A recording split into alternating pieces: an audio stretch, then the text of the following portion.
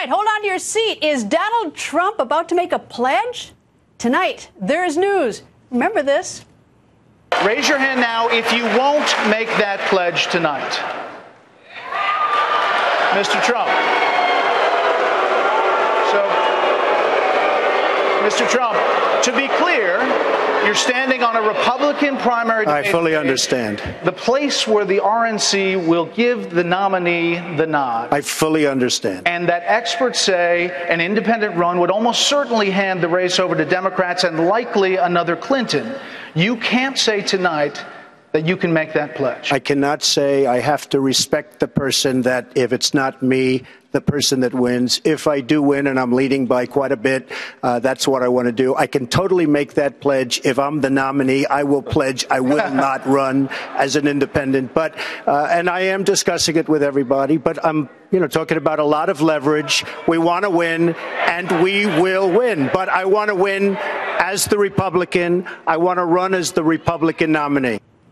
Okay, that was Thursday, but today, a Donald Trump senior advisor telling ABC News that Trump is considering taking the pledge after all. The On the Record political panel is here. Joining us is ABC News political director Rick Klein, and from the Weekly Standard, John McCormick. Rick, since it's your news organization story, so is he going to take the pledge or not? He's not taken his hand down quite yet, but he is considering it. He called my colleague John Carl today to say it may be something that he does down the road. He mentioned leverage right there, and that's the way that he views this. He is coming under enormous pressure from Republican Party leaders, Reince Priebus included, to take that pledge, to say once and for all, I am not going to run as a third-party candidate. And it's being seen as a key indication. How serious is he about challenging for the Republican nomination? If he's serious enough to say, I'm definitely not going to run as an independent, that could be something that opens the door to voters who right now might be skeptical about what this is all about. But, John, what difference does it make? I mean, all the pundits are upset that he didn't take the pledge, and maybe the GOP, the RNC is upset. But the voters, they don't seem to be upset, and they're mad at the GOP. So it's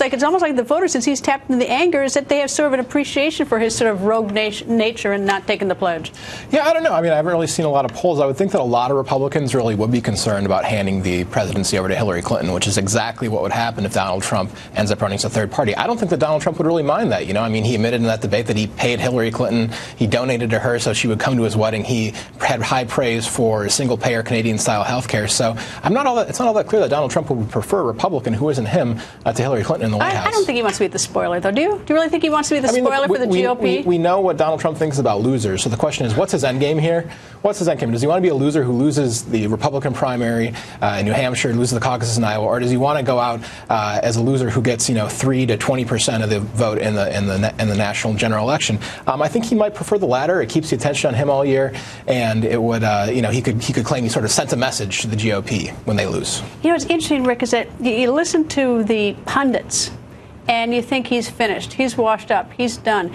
Then you look at viewer emails, or you look at the polls or something. It sends a very different message than what the pundits are saying. Yeah, it's a young campaign. He's already had 3 things that everyone would declare this is totally disqualifying. That is not what his supporters are responding to. They're clear in what they like, and sometimes it's the charm of Donald Trump. Even when he says things that are outrageous, they like him even more because at least he's saying it. He's out there sticking it to people. People like that. They're responding to it. They're responding to this anger. So yeah, I don't think anyone knows what the true impact of the pledge moment or of the fight with the moderators afterward, what all of that will mean until we see this kind of percolate a little bit more. But I do think this piece of it is something that Donald Trump can make something out of later. If he does go ahead and make that pledge, it'll be seen as a signal that he's serious. John, how frustrating is this for the RNC? I mean, they've got 17 candidates to begin with. That's first a problem because it's sort of hard. It's like almost herding cats. There's so many.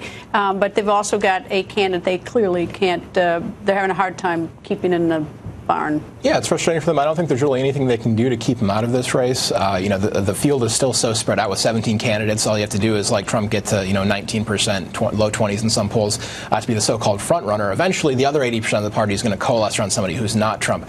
But I do think in the meantime it is hurting them. He's saying things. I think the real key to his appeal is saying I hate political correctness. Even all these vulgar things he said about women that were recited in that debate, the things he said since attacking an anchor on this network.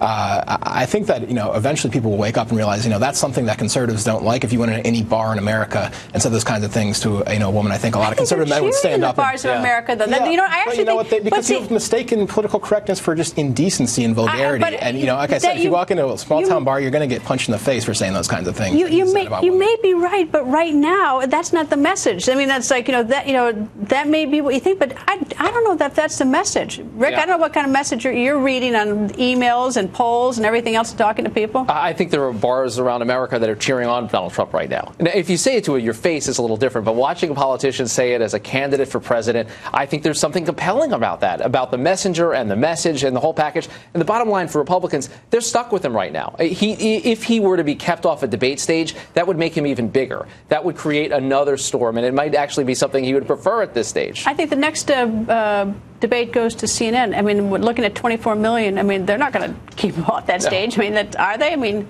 I don't think there's any way that they could do that. That's exactly. But do you think they'd want to? I don't know if they want to, but they can. So it's kind of a moot question. It doesn't really. I don't think they want to be asked it, do you? Certainly not. No, he is engaging people in this process. For better or for worse, a lot of people watched the debate last week. A lot of people are paying attention to the presidential campaign because Donald Trump is in it. Well, I think it's the absence of these debates that have actually helped Trump. If you had these candidates, all 10 of them on stage for the last 3 months, you wouldn't have had all the networks 24/7 covering Trump, Trump, Trump. You would have actually had the voters themselves could have seen these candidates, maybe could have coalesced around somebody, maybe somebody else would have surpassed them in the polls by now. Well, the interesting thing is that it is what it is right now. However, a week from now, it can be a completely different story on any one of these candidates or anything. It's fascinating how quickly these things change. That's right, but the persistence of Donald Trump's numbers has been pretty consistent, and he's been able to emerge as a front runner in a field that hasn't had one for the entirety of this race. But we haven't yet had one of what they call sort of a legitimate poll that's not just an online poll, have we, since the debates? I don't think so. I've seen one that was done that was a survey online poll, an online poll. So I think that we. And he was winning in that one. It was an online poll. We saw some Carlos Fiorina surging, Marco Rubio improving himself a little bit, but Trump's still in front with 23%. Bottom line, it is not dull. It's not going to be dull. Anyway, gentlemen, thank you. Thanks, Greta. And